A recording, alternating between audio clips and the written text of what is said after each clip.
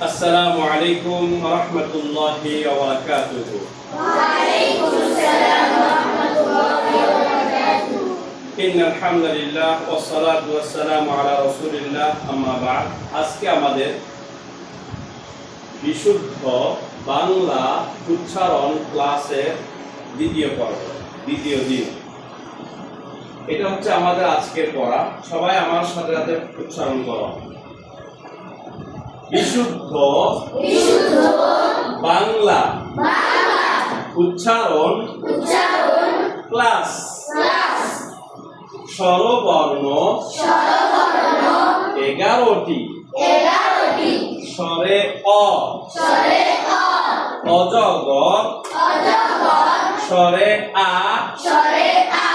আম। রস্ব ই, ইলিশ।